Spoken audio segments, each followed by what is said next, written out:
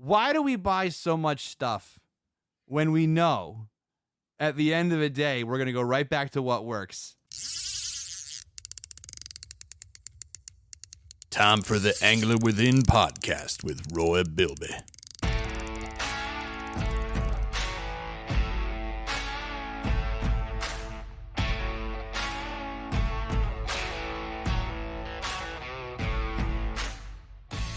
And we're back.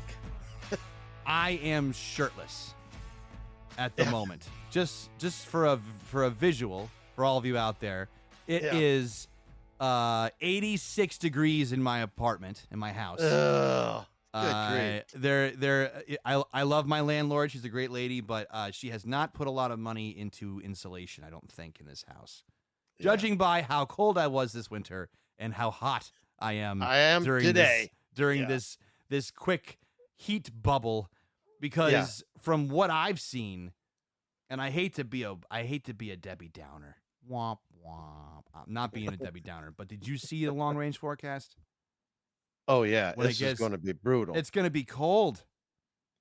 It's raining cold. It doesn't show it going above 75 until August. And we're on this roller coaster since this spring. Yeah. It's ridiculous. It's and today it was because they're controlling the weather. Yeah, Clearly, the commander-in-chief doesn't fish. Yeah. It was 93 degrees today when we stopped fishing, and the humidity was thick enough to cut with a knife. I picked up a young gentleman, 16 years old, just got his Eagle Scout approved. I've been taking this guy fishing since he was 8 years old, and he was just eating up with fishing. And I knew his mom from work, and she caught me at work one day, said, "You are my son's hero." And I said, "What did I do?" and this was right after the local newspaper did a full color center page spread on, it was back when I broke 25,000 bass caught and released. And they did a huge full color spread on it. The guy who owns the printing company, Jim Poole, he came to my house at 6 a.m. on a Saturday morning to interview me for the story. Now, he had been posting my tournament results in the paper for years, and we recorded it in the basement, so we didn't disturb anybody. He just interviewed me. He had a voice recorder like I carry when I fish. And he was taking notes and asking me questions, just basically interviewed me for an hour. We got all done. He took a few pictures in the basement for the article. We got all done, and he just looked around the basement and he said, I've been covering you for about 20 years. And he looked around, he goes, but I had no idea how involved I was. When he saw my basement and the mini Bass Pro Shops that it is, I had no idea. He nailed it too, because he did the whole article. He wrote it to a T. It was accurate to everything I told him, but he had one picture of me standing next to my Nitro with my fishing jersey on, and he used that picture in the article, and the caption just said passionate. And he absolutely nailed it. So that was when this young man became enthralled with you, was when he saw you in the paper? He was 8 years old, and I think in, good grief, what would he be, 3rd grade. And he cut that article out and took it into school for show and tell. Because he knew you. No, he did not. Oh. But his mother did. She said, "I know this man. I work with him." And then she stopped me at work and said, "You are my son's hero." And I said, "What did I do?" And she said, "He read the article in the newspaper. He loves to fish. He took it into show and tell." I said, "Bring him up to the house. I'll give him a basement tour." And she was like, "You would do that?" I'm like, "Heck yeah. If he's into fishing, let's feed that. All right. Let's feed that desire." So she brought him up. He had his picture taken in both my boats with him at the wheel, driving the boats. And I talked to him about different things. And then I gave him a couple small spinner baits. And I said, "If you tie these on," he told me where he fishes. So I said, "Tie these on and just throw them out and wind them back in. You will catch fish." Nowadays, his favorite go-to is that squirming shad, and I wonder where he heard that from. but he loves that and uses it for everything and tells all his friends about it. So, Mr. Ben Walrath, if you're out there listening to this episode, thanks for the support and tell them to go to Bass Pro Shops and buy as many as they can find, and they will continue to catch fish. He and I had an unbelievable day today, but it was the perfect storm. We've got this heat wave. Today was day number 1 of this, 3 days and 90s we're going to have. That's what they're saying. And it was supposed to hit 97 in New York City. We hit 93 by noon, and I picked them up at 6:30 when it was cool. You could feel the humidity. I mean, it was 73 degrees and humid when I got up this morning at 5:30. But I got everything loaded up, drove up to his house, picked them up, and we got to this lake. It was a local lake, one I had him to only one other time. It's got a lot of bass in it. I was looking to get 30 today myself if the bite was strong enough. And it didn't start out very strong at all. But we figured out a few things. And it was 90% of it was a Senko and an 1/8 ounce spinner bait. But we did get some on top water first thing. And when he's in my boat, I give him a counter. You know the drill with that. For those who are listening, and are not familiar with my program, I count everything. Your program. And Can I call it what it is? What do you call it? It's a ritual. I call it the program. Yeah. The ritual. Okay, fair enough. That's fair. I carry these little clickers like baseball umpires use. And you can count multiple. You've got more than one. Well, I've got 12 that I carry if I'm on a lake that's got multiple species, and I'm targeting panfish, because when you throw those little baits, you're going to catch, 6, 7 different species, because everything eats the little stuff. But when I'm going bass fishing and targeting bass, generally that's what I catch. So I only need the 2 I carry in my day box, which has got all my record keeping stuff, my thermometer, my digital recorder, my cameras, my players, my hook hone, all the my possibles box, I guess you would call it. And I have everything in there. I gave him a clicker, said, don't forget to click your fish. By the time we got up to the upper end of the lake and the bite, we had figured out enough to start catching them routinely. I'm like, yeah, I'm going to get my 30 today. And he goes, well, how many fish do you have so far? And I looked, I said, 26. And he goes, I still only have 8. And I turned to him, I said, Ben, you've caught more than 8 fish. You've caught way more than 8. You just haven't been keeping track of them? You have not been clicking everyone. So at the end of the day, we fished 5 hours. We'd fished 4 hours and 45 minutes. I said, I want to go back to the dam because we hit that when we started. We haven't touched that for over 4 hours. Where were you? I can't really give the name of the place because it's private. There's a lake association. So it's private water. It's private water, and you have to live on the lake in order to fish it. However, I have a special in with one of the residents. We fished in the heat, but I say we had the perfect storm because they spawned a month ago. They've been through their recuperation, that little blah period that lasts 3-4 weeks, and now they're putting on the feed bag to recoup from what they expended during the spawn. So the bite, once we figured out what to throw and where to throw it, the bite was on. And despite the ones he forgot to count, when we went back for that last 15 minutes, I said, this day has gone twice as good as I anticipated. I need one more to break 60. And he looked, he said, I need 2 to hit 40. And I looked at him, I said, but Ben, that means we have 97 bass in 4 hours and 45. We're going to break 100 here, bud. We're going to break 100. And he's like, and we fist bumped. He goes, let's do this. And I picked up 2, and he caught the last one on a Senko, and it was a big one. And that broke 100. What time is it? 11:57.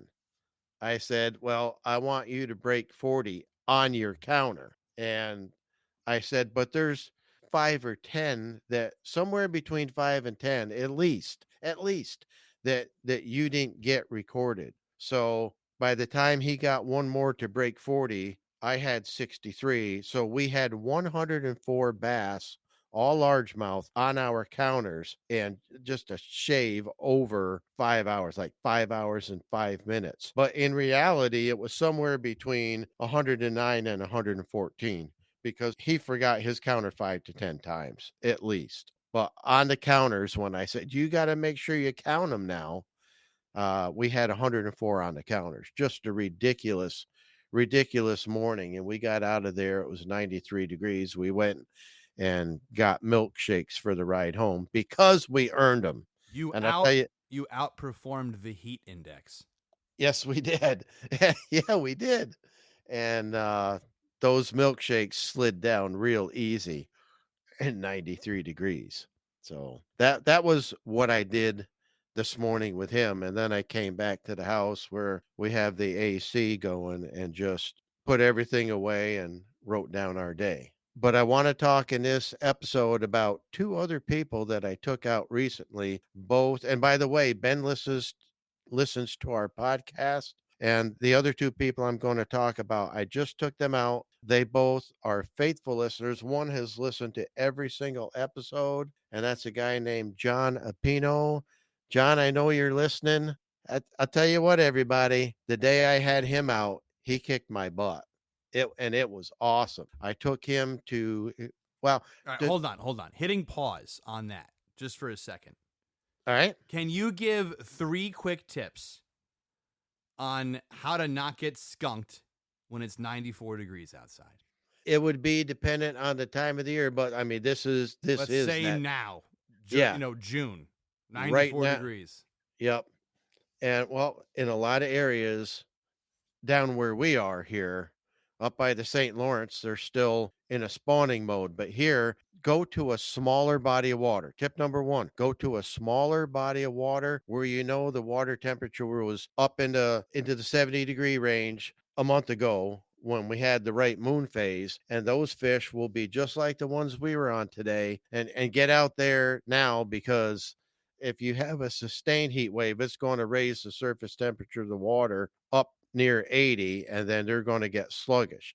But this morning, that water temperature was 72. So find water in a smaller body of water that's 70 to 75 degrees. And right now, you want to throw a Senko, a spinnerbait, and top waters are coming into their own right now this time of year. Tip number 2. If you can't meet that criteria and can't get out there until the water is in that higher temperature range, you still want to go to those small bodies of water, but go early in the morning when the water's cooled off a little bit overnight, and hit the shallows, because they're going to be in those shallows very, very early in the morning. But as the heat comes up, the sun rises, and that water temperature, after the sun's been up a couple hours, it's going to start cooking that water, and the temperature in those shallows is going to go up first, and those fish are going to retreat and pull back to the deeper water. That's when you want to go to the bank, which would be on the east side of the lake, and get where you still have a shade line. The west side of the lake is going to be in full sun, but there's still going to be some shade pockets on the east side mid-morning, and that's where you want to throw those shallow water baits, because those fish will still be hugging in that shade because it's a little bit cooler. After that, you want to go, if there's any surface mats of vegetation and algae and stuff like that, fish under those and underneath docks and lily pads, because that water will be cooler. And tip number 3, do not be afraid to pull back to a drop off and fish the deeper water with a Carolina rig or a jig or a deep diving crankbait that will get down into that cooler water later in the day that those fish have retreated back to. And that's what I do. I always start, whenever possible, early in the morning, but as the day progresses, I pull away from that shoreline. I follow the fish out off the bank and try to stay with them and use baits that run deeper and deeper as the day progresses to keep my lures in that zone where the fish are and where they're looking to feed. So that's what I'm starting to do now that we're into summer and we're into these higher temperatures with this heat wave. That's what you're going to have to do to catch fish, because as the shallow temperatures rise, they're going to pull back and stay in that more temperate, more comfortable zone for them to be in. I mean, like, look, what do? You go out, if you got to cut your grass, you do it first thing in the morning, then you go back in the AC, and they're going to do the same thing. They want to be where they're the most comfortable. So there's 3 quick tips, and we got to try to keep doing that with this podcast, getting the tips out there that make a difference for people when they're fishing. So getting back to my buddy from New Jersey, John Apino, I met this guy at the Bass Pro Shops in Bridgeport, Connecticut. And his story there is an interesting one because he saw that I was going to be, Bridgeport always puts on their website when I'm going to be out there. And he caught it on their website that I would be out there, and he messaged me through Instagram and said, I see you're going to be there in March. When are you going to be doing your demos? And I said, I typically do them on Saturday and Sunday, 1 o'clock, 2 o'clock, and 3 o'clock. I try to maintain that schedule. He said, well, I'm going to drive 2 hours from New Jersey to that store because I want to meet you, get my picture taken with you. And I was blown away that he would drive 2 hours to do that. And when I met him in the store that weekend, he filled in the missing pieces for me. He'd been there the previous August when I was there, but came in at the tail end of my presentation on Sunday, 3 o'clock, the last one that I did. And I was just coming off the tank and coming down to my table to talk to the customers that were there at the table that had seen the presentation and wanted to hear what I had to say about the lures. So he didn't even come up and introduce himself at that time. He knew he missed the presentation, but I have 2 placards on the table. One talks about Instagram, and he saw that, so he pulled out his phone and followed me on Instagram. But then he saw the new one that we just had made about our podcast. So he took a screenshot of that, and he told his girlfriend, hey, we're going to listen to that on the drive home. And they did.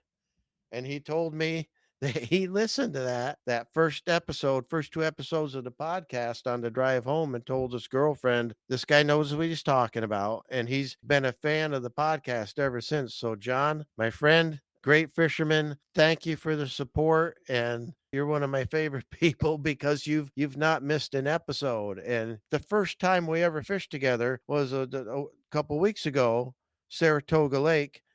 And this is a guy that knows all my stories because he's heard them all, but we've never fished together before. You mentioned that he was quoting lines as well, right? That I what? Didn't John quote a few lines?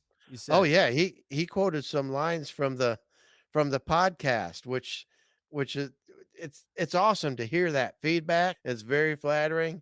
I mean, he caught the first fish. We went to Saratoga Lake to pre-fish for a tournament that I had the following week, and he caught the first fish. And I said, what'd you catch that on? And he said, I'm using the chatterbait. And he smiled. He goes, with a bilby bait as a trailer.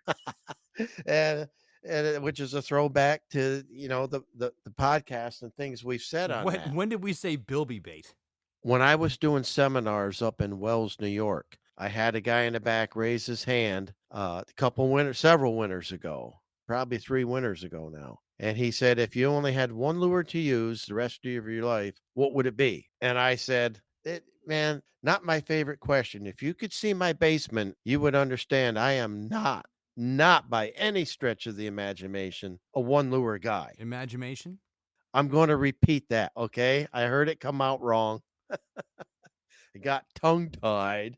Imagination. Imagination. Wow. Yeah. You're going to cut that out. Yes, please. Of course. Yeah, you say that now. I told that guy, if you could see my basement, you would know that I am not a one lure guy at all.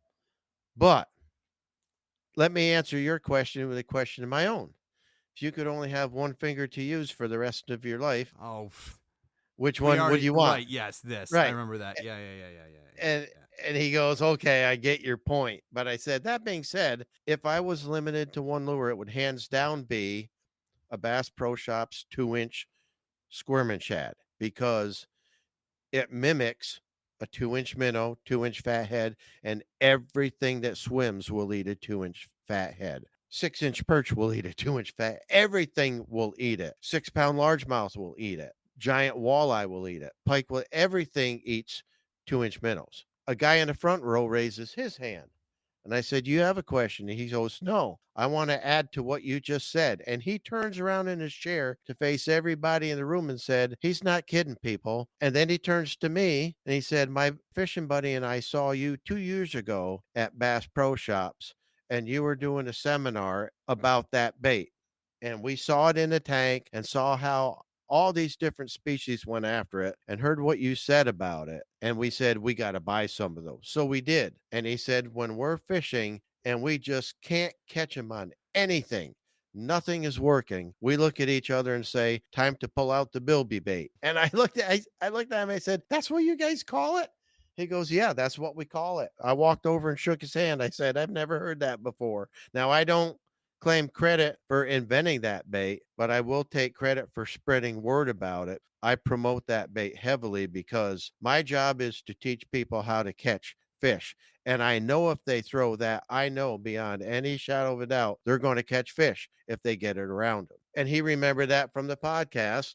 And so that's what he had as a trailer on his chatterbait. And I was using an identical chatterbait. I did not have the color of the trailer that he had. I had one similar. He generously gave me one of those, and I have since ordered a bunch in that color. And the only difference, we were both using a chatterbait 3/8 ounce in a bluegill pattern. His had the black blade, mine had the gold blade, and he got them good. He smoked them on it. And so for the tournament, I ran a black blade, and we put 4 fish in the boat with chatterbaits and the rest with my power bait power worm. But because of what I learned from John when we were on Saratoga Lake, it helped us put a limit in the boat in the tournament. So, John, thank you for fishing with me. I had a blast, and he kicked my butt that day. He caught more bass that day than he's ever caught in a single day, and he did it from my boat. And he kicked my butt doing it. I said, you need to go on Instagram and tell everybody you outfished the guy who's caught over 37,000 bass. And he said, no, I can't do that. I'll just tell him you put me on the fish. And I told him, seriously, I am genuinely, I don't care how many I caught today. I genuinely appreciate that taking you out in my boat, you had the highest numbers day you've ever had on largemouth. And that means a lot to me that I was able to take you out and that you had that kind of day. So that's a win in my box. And the other person I took out just recently, Taylor Holbert, she's one of the 4 GMs at the Utica Bass Pro Shops. I don't think she was there the day we did the podcast there. Who is this person? Taylor Holbert. She's one of the GMs at the Bass Pro in Utica. I don't think I've met her. She was the events coordinator for a couple of years that I set up my visits with, but then she moved up the chain, and she's been there since they opened. She's been there 12 years and has moved up through because she's very good at what she does. And 3 years ago, I said, you and I have never fished. And she said, oh, I would love to go out fishing with you. I said, well, let's make that happen. But it took us 3 years to connect our schedules. And we did Canandaigua Lake, and she met me at the launch, took her out into Nitro, and she had the same reaction that a lot of people do. I always tell them my Mercury outboard on my Nitro, I affectionately refer to as Mercules. And I said, in just a minute, you're going to see why. Canned phrases from Roy Bilby. Yeah, there you go. And I repeat them. Is she a listener? Oh, yes. Yeah. She listens, a faithful listener to the Good. podcast. Thank you, Taylor. Always listen. So, yeah. Thank you so much, Taylor. She's awesome. I love her. She's so good at what she does at the store, and she's a good fisherman too. We go out in the Nitro, we run to the first spot. I cut the outboard, come off pad, hop on the front deck, drop the trolling motor in, and like everybody else, she's still sitting in the passenger seat going, that was awesome. Because it is. But, okay, but this is the part where we stand up and fish. And I don't remember who caught the first fish that day, but I do absolutely remember that the first one that she caught was a nice size largemouth. And we got in the boat and she goes, that's the biggest bass I've ever caught. So the win for me that day was I finally get to take Taylor out after us trying for 3 years. And the first fish she catches is her personal best largemouth. And I had the privilege of being able to facilitate that experience. How big was it? So it was like 2 3/4. Nice. It was a good, solid fish. Actually, it was the biggest one we put in the boat that day. And yeah, we had a great day. I think we caught, good grief, what was it? Like 23 fish. Problem is, I've had about a dozen trips since then. So all the numbers start to slide together. And I can't remember exactly what we caught that day accurately unless I go back and read the entry. Because I've been catching up on my list of people waiting for a chance to go out on that boat with me. So somehow we ended up with a waiting list, and I'm trying to work my way through that. And when your leg is better, your number's coming up on that list because we have not done my nitro together yet. You've been in my tracker, you've been in my John boat, but you have not been in my nitro. Well, I'm glad that it's you pointing that out or not me. Yeah, right.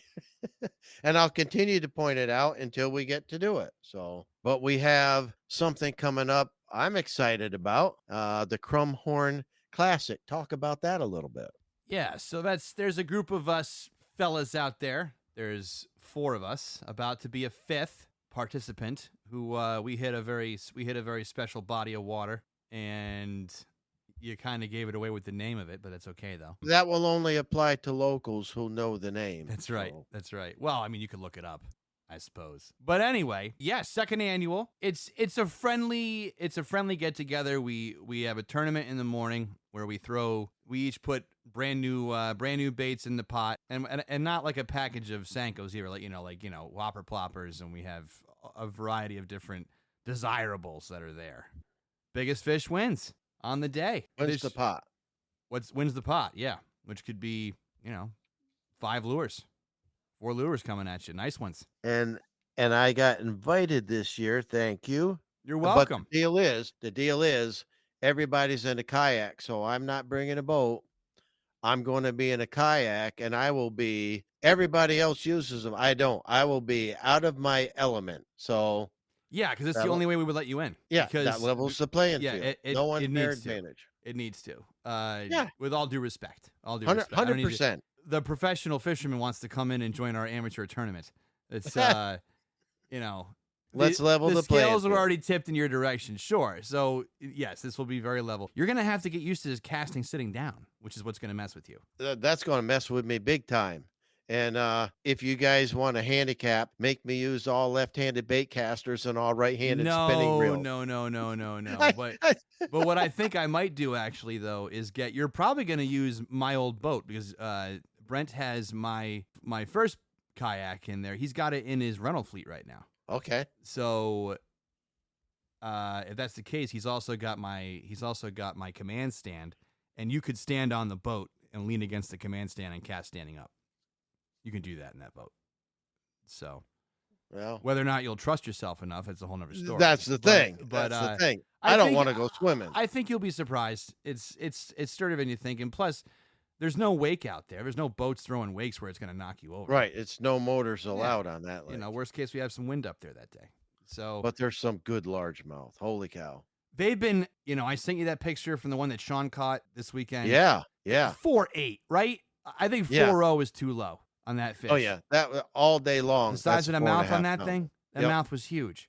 And then someone up there who was walking by, who I know, showed me a picture of a bass that was caught by their granddaughter at the end of their dock, and that fish was bigger than anything I've seen any of us pull out. Yeah, and probably caught it on a Snoopy pole. Probably on half a night crawler. But that's on the far, but that's on the house's side of the lake. Yep, that's where all the grass beds are on that side. Yep, and it also dips off in depth over there too. So it is hotter fishing over in there. The cheese pads are in bloom. Good Lord, Are they spreading fast? Oh boy. But they're exciting because they're fun to fish into. Frogs are doing pretty good up there right now. And so when I was at the Crossroads General Store I told you about, I picked up 2 topwater mice. Oh boy. Okay. From like Savage Gear? Lunker Hunt. Okay. So one of them's white. It's got aqua fur on it. Apparently, it's got a special kind of fur on how it sits in the water Oh boy. for realism. And the other one is a rat. Is like a Yeah. looks like a jitterbug Yep. topwater rat. But that should be I've seen those. some of those really kick some ass. I don't Yeah. know. We'll see. But I'm holding those Yep. got those in the arsenal for the Okay. for the third. So I'm we'll looking see. forward We'll to see how that. we do. I'm curious to see how you're gonna manage your gear. Yeah. I'm curious to see that's- what you're gonna break, because really you can take the same amount of stuff you'd put in your rowboat. No, I can't. Sure you can. Sure you can. Yeah.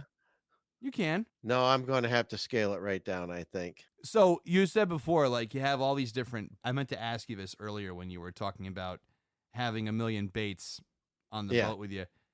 Why do we as fishermen?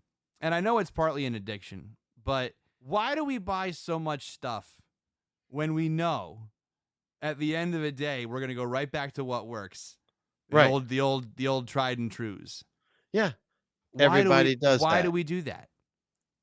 It's a human characteristic known as a flaw. That's all I can think of. I mean, hundreds of and dollars, I'm as guilty as thousands of anybody. thousands of dollars over time on baits, on fishing lures, that some of which don't even leave the box. And we still use the same 3 lures that we always catch fish on because we trust them. And we still buy more stuff. And we do. Yep. Guilty. Because we enjoy, because who doesn't love a little retail therapy? I'm good Yeah. at spending money, but you know that. Yeah. It's I'm pretty well set. I'm actually gonna get a pegboard for my fishing room. Okay. You inspired me, because My these- whole basement is these, pegboard These bags of plastics are just a pain in the neck to. to go well, through if to you got go- them in a tote. Yeah, or any of it. I Yeah. have seen some interesting stuff. You know, the social media and the gimmicks in fishing. Those reels get a little out of control after a while. But Live Fishing, which I do like their rod covers. Their rod sleeves are very nice for my bait casters. I have to buy. I have Old Glory. I got the red, white, and blues on my All right. on my bait casters. Very very summery. I Yep. picked those up. But they also came out with what looks like a shoe bag. They've created a bag that zips open like a shoe bag or like a dop kit, like a travel shave bag kind of a shape. It's got windows on the sides and the top, and it's specifically made to the width of soft plastics. And so you can put them in as like a filing cabinet inside. That's of 'em. wild. Yeah, I've seen those. I might be. Then you can see everything you got. Yeah. All in one spot. That's a great idea. I've got the crate, the Yak Attack crate. I've got that in the back. You know, I have that box ready to go. 2 things are happening, Roy. One of them is me being vain, but I'm going to tell you what it is anyway. Okay. The box I got to match the orange, the Old Town that I had last year. Oh, I would do that. Right. Well, now I have a red boat. Yeah. So I need a gray one to go in Okay. the red boat. That's what I need to get for the red. And so Yeah. I haven't wanted to put this orange box in my red boat because I'm a little embarrassed by it. It doesn't match. It's kind of like skiing, you know, some people they make sure I that see that. that their outfit's really good, everything matches. Yeah, same thing goes for fishing. Let's be honest. So, how many different colored Bass Pro Shop hats do you have so you can make sure that you coordinate? About a dozen. You got more than that. Yeah. I mean, I have 6 Bass Pro hats alone. I'm sure you've got 3 times that at least. Easily. And I have them in all colors so I can coordinate with whatever jacket I'm wearing. So it looks proper. Yes, But that's me. But I the can't thing help it. is, reaching into that box while on a kayak is Yeah. really not that fun to do. Yeah. It's not easy to do either. Right. I have found myself more with I have a large box that I keep under the seat, and that Okay. only worked out by chance because I bought this big square shaped tray box to put into my orange crate, and it was too big, but it was not too big to put under the seat. So I have a lot of stuff in there. It's like a catch-all, like a big deep well plano box. But the rest of the stuff I keep in there, and then I have some in a backpack. I have a waterproof backpack that I keep in the front of the boat. with me as well. Okay. And that's got everything else I need in there. I don't like reaching behind me. I don't even like reaching behind me to get my rods out of the flush mounts. I just don't like doing it. I did buy a kayak once, used it twice, and immediately sold it because I couldn't stand it. But it was a sit-in kayak. Yeah. Had 2 rod holders plus the one you're using, and the storage was behind me, so I had to reach around behind me like you're talking about, and every time I did that, it felt like the thing was going to roll over, and I Mhm. hated it. But that was a sit-in kayak, and it was not comfortable. Now, the one that you had, the pedal kayak that I'm going to be using on the 3rd, that's a sit-on kayak, right, with a mesh seat? Yes. Yeah, I am interested in trying that, and it's a pedal kayak. Yes, So it will be. It's the same one I had. Yeah. The thing that you're going to like the most about it is the fact that and really, instead of calling them kayaks these days, the new term for them is platforms. Okay. That's like the term. That's what I've been reading anyway, or hearing. I might remove that, but I think that's what I've heard and read a lot. Oh, get yourself a new fishing platform. If you can stand on it, it's a platform. It would be. Yeah. I look forward to having you out there in the field. Looking forward to joining you guys. I really appreciate that. And I will do it in a kayak to level the playing field because you guys are all used to it. And I'll be the guy who's out of my element. So that should level things up. You'll have to put some pictures up on your Instagram. Yeah. It'll be my first kayak tournament. So, Yep. yeah. Yep. Well, speaking of Instagram, check out Roy at lowercase Roy Bilby. He'll chat you up. Slide into his DMs. Ask him anything you want. AMA Roy on his Instagram. And I will answer. I answer everybody that DMs me. Always do. I make the time. I check it every day and make sure I do that. I do not leave people hanging. Love it. And as always, we will do our very best to help you tap into your angler within.